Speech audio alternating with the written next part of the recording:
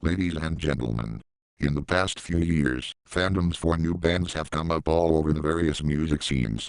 Perhaps no music scene has a more adamant collective of fans than there are in the metal community. For no other genre has there been as many arguments as there has been amongst metalheads, quote unquote. Some of these bands have sparked a lot of controversy, and the newest of these are a band called Black Veil Brides. Having never heard Black Veil Brides music, my recognition of them lies in their name. Funny enough, their name sounds like another band within the screamo genre, Pierce the Veil. I've never listened to that band either, except in passing, whenever there's been someone around me playing it. Thankfully, I've never been inside a room with full-size speakers when they've played that band's music, or any other similar band similar in style.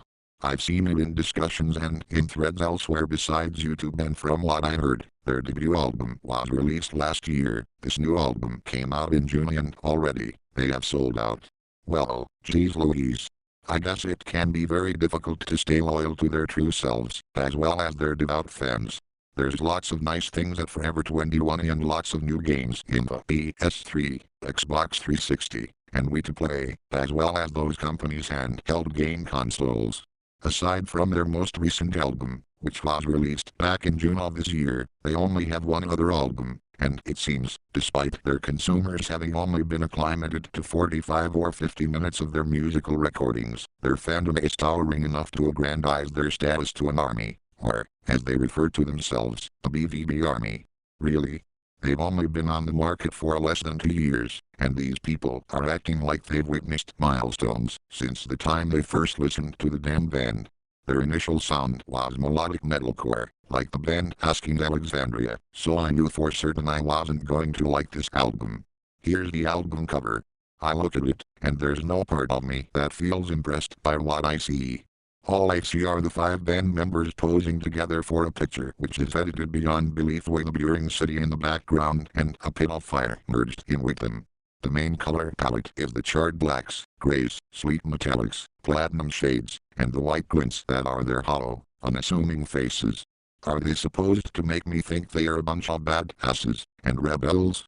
Looking at this photo here in my computer, I feel like I've accidentally stumbled over onto Walmart.com. It just doesn't convince me of anything whatsoever. I'm really not looking for another band that looks like Kiss or Motley Crue. And typically, album covers with the band in the front don't interest me, because it gives very little clues for what the album's messages or subject matters are, which doesn't incentivize me to listen to or buy such an album. And for image sake, it's just not fulfilling, and typically prefer something more subtle and quaint. The album opens with the song New Religion. For starters, the vocals are a complete mismatch of style. The Black Veil Brides vocalist, Andy Sixx, sounds just like a country singer. Yes, he sounds like a fucking country singer. Ask yourselves, is that appropriate for a band making an attempt to make metal music? I know certainly well that is not appropriate. Either that, or he sounds like Chad Kroeger. Not what you want to sound like if you're trying to put a band together. The backing vocals are quite unconvincing. Likewise, it practices a lot of speed exercises without any riffs evocative enough for a lasting resonance. Song 2, Set the World on Fire, just plays like a hardcore song with heavier guitars. It's too soft and warm sounding, making me feel like I'm idly waiting in a car on a day trip somewhere in the suburbs, the kind of place where music like this receives a lot of support. This early in, my impression of Black Veil Brides is that they are a metal band tailored for listeners of country music. Certainly, the songs are all structured as such. As for the metal aspect here, fast playing, but no complexity. Fallen Angels is a complete bore of a song, yet it's the lead single. It's nothing more than a pop rock song with a bunch of power chords with a few random arpeggios on the guitars and Sixx's country crooning. The riffs and solos are generic and uneventful. The songwriting is like biting into a dollar store brand Oreo. It just makes me wish I was listening to Judas Priest or Scorpions. The video is retarded looking too. It has way too much green screen G, and its imagery draws rather closely to the Kiss Destroyer era. It's another bad example of metal music that happens to be promulgated to the forefront of the industry, because it's simplistic enough for the most casual of music listeners to get engaged with, yet lacking in nuanced genuinity. So how come I am one of those people unable to get into it? This is probably because of the tone of it all. Just like I mentioned before about ND6's hilly-billy twang of a voice. That, and the lack of dissonance to the chord progressions, and Best Buy store production make for a very soft affect. It can't even manage to be Chic and Mary Kay. Nor can the rest of the tracks from this album be. Next track, God Bless You. What do we have? Some generic riff. Slappy drums doing their patterny and nickelback vocals. Already awful. So generic. There are dual solos, too, but once again, fast playing but without complexity. Rebel Love song plays, and it provoked my olfactory senses into making me think that I somehow lost track of what I was doing and had ended up in cold somehow. It's just a nickelback song with stolen power metal and speed metal licks. Simply, it's drenched into much of that sodium sulfate garbage.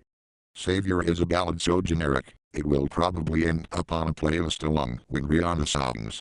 This is the song in which I've heard ND6 scream, which is both out of place and as poor sounding. The legacy has no distinction from the first 7 songs. It even contains a line that says, "We'll change the world with these guitars." What? It's as if Andy Biersick decided about 4 months prior to the release of this album that he wanted to sing in a band after hearing Guns N' Roses and Kiss. The array of topics he writes lyrics about don't transcend beyond vague blights of overcoming bullying, being an outcast, and not being afraid of the world. Then there's the song Ritual. The verses play just like Hilary Duff and Demi Lovato's backing band. Just go and listen to their albums and then go and listen to Ritual and pay attention to that interplay of the drums with the clean guitars, and you will understand what I mean. The last song is Youth and Whiskey, a song full of corny, cliché and saturating lyrics. For example, I grew from those who hate me. Steadfast to a razor blade symphony. Cigarettes and lyrics made me. Youth and whiskey. Baptized in smoke and misery. A loaded gun in a bastard's history. My temples for the crazy. Youth and whiskey. Cigarettes and lyrics made you. If so, don't stand anywhere near me. I'm not about to put myself at risk for carbon monoxide ingestion. As a song trying to bask in some kind of nostalgia of leading a life with risky behavior involved and trying to look cool, Andy Biersack doesn't project enough emotion range. It's a very anticlimactic ending for this album, which is quite short in length. Only 11 tracks, and the total runtime is 42.5 minutes. All I have to say to that is, yawn. Nowhere in those precious 42 minutes had I reached any sort of enthusiasm for what was playing. I can't believe this is what's succeeding in sales, as far as rock music goes. It's a poor aping of classic power metal and speed metal without any of the charisma or uniqueness of those bands and albums. It takes everything wonderful about metal music and condenses it down to the most expedient way to appeal to the denizens of our national unified culture, making it ready for out-of-touch moms who get haircuts like this. I foresee a lot of fighting amongst people who listen to metal and hard rock music for the next 5 to 10 years in regards to this band. I feel rather sorry for those who actually like this band, because the cheap appeals have overpowered their senses and they can't understand the greatness of other and better bands who better represent the genre. Black Veil Brides and their new album set the world in fire are emo feces.